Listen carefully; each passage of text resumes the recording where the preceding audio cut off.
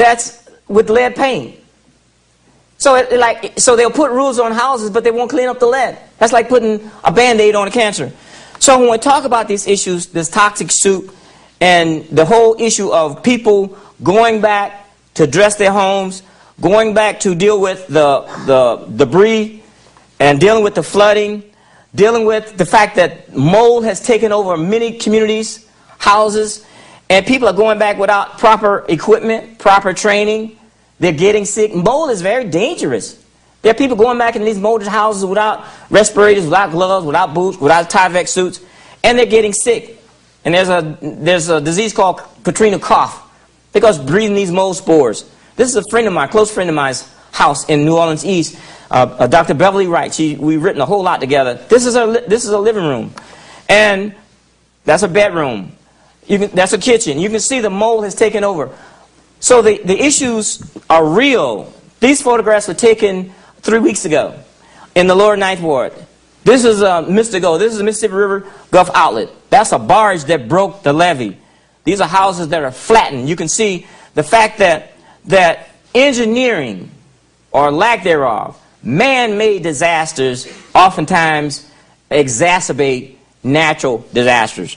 And so when we talk about the issues, the garbage, the houses, the neighborhoods, community organizations that are coming together, and we talk about the fact that communities are saying, if the government will not do it, we're going to do it ourselves. There's a program called Safeway Back Home that's a partnership between the Deep South Center for Environmental Justice at Dillard University, a sister center like ours at Clark Atlanta.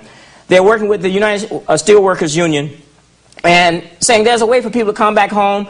If the government won't clean up the neighborhoods, the communities will do it. And there's a pilot project in New Orleans East. This is what the neighborhood looked like before the cleanup started. You know, all kinds of debris strewn. This is a black middle-class neighborhood of homeowners. Very, beautiful homes. Homes being gutted.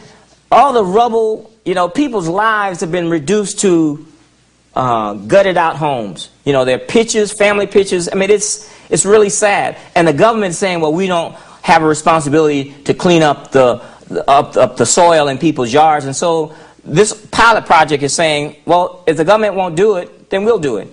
And so the community has gotten together. They've pulled together all kinds of volunteers across the country. Students took their spring break. This is like in March 23rd through the 25th to go down and work and volunteer and take the training and stand with communities to assist.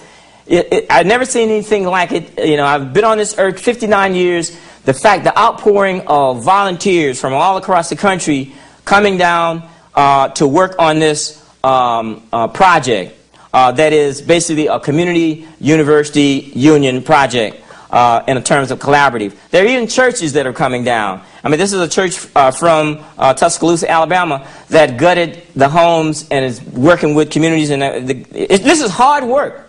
I mean, this is back-breaking work. And you can see after the kids got through doing that job, there's one climbing trees like, great, I'm so glad to be done. The fact is that the government has started to respond by cleaning up, picking up the waste. The steel workers have lots of expertise. They do this kind of work all across the country in terms of cleanup. And so this is a model project, taking bobcats, removing 3 to 4 inches of topsoil that's contaminated with arsenic, lead, with all kinds of petrochemicals that have been left in the sediments by receding floodwaters, and doing what we feel the government should be doing because these people's yards are contaminated through no fault of their own. You can see the work in progress, the new dirt. Even the Red Cross showed up. There are some people that ask, where's the Red Cross? Well, they showed up and provided water and, students, every time you get students, 2 of them together, they're going to have to perform. This is before. These are houses in the neighborhood, spreading the new soil. And you can see that the students are in the Tyvek suits. They're in the boots. They're in the gloves. They have the little small mask on. They were given training, training before in terms of protection, what to look for.